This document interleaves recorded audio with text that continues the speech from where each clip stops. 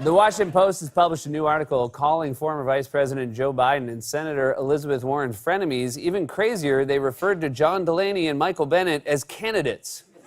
Immigration. A guy comes in, stone cold killer in many cases. A guy comes in, and then you have to bring his aunt, his uncle, his father, his grandfather, his grandparents, his third niece by a different marriage. Okay, that is so wrong in so many ways. It would honestly be hard for a fact-checker to assess it. That couldn't even be described by the Washington Post's bottomless Pinocchio, which is an actual thing they do now, and which, for the record, sounds like an all-nude strip club for wooden puppets.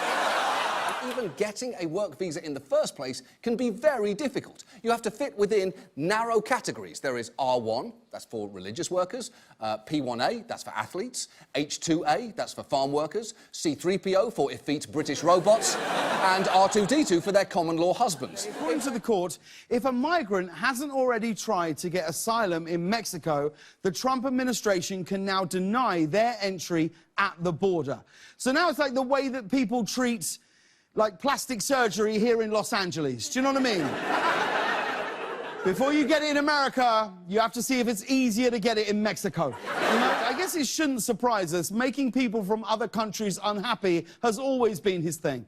The former Trump administration official actually told The New Yorker, John wants to bomb everyone. And it's dangerous to have someone like that around Donald Trump because Trump is very impressionable. If Marilyn Manson had a show on Fox News, Trump would show up to his next press conference with jet black hair and a nose ring.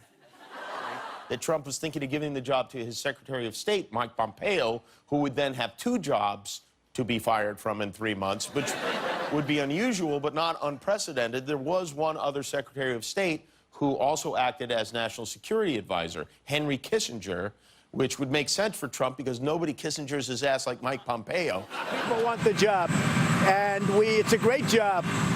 It's great because it's a lot of fun to work with Donald Trump. Really? Really? I know, man, like, really? No. It's fun to work for you? Then how come everyone who leaves your administration immediately writes a book with a title like Cave of Hate Snakes?